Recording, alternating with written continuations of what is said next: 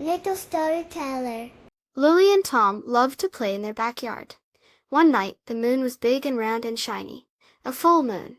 Lily looked out her window. "Tom, look," she whispered. "There's a playground." Tom, who had fluffy brown hair, like a little bear cub, rushed to the window, where their old sandbox used to be. Now there were swings made of fluffy white clouds, and instead of the rusty slide, there was a slide that sparkled like the stars. A Stardust slide. They tiptoed outside. A friendly bunny with long floppy ears hopped over. "Welcome to the Moonbeam Playground," he said with a wiggle of his pink nose. "Only appears when the moon is full and bright."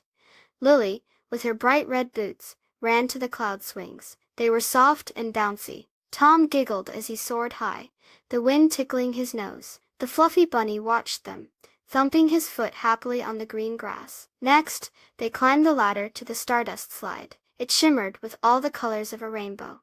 Whoosh! Down they went, leaving a trail of sparkling dust that disappeared like magic. The fluffy bunny clapped his paws. They played hide and seek among glowing moonflowers, and bounced on a trampoline made of moonlight. It was the most wonderful playground ever. As the sky began to turn a little bit blue, the fluffy bunny yawned. "The Moonbeam Playground must go now," he said sleepily. Slowly the cloud swings and the Stardust slide began to fade away. Soon only their regular backyard was there, with the sandbox in its usual spot. Lily and Tom smiled at each other. They knew the Moonbeam Playground would be back when the moon was full again. The fluffy bunny had told them a secret.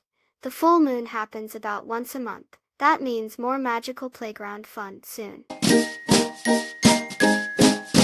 Please subscribe. Thank you.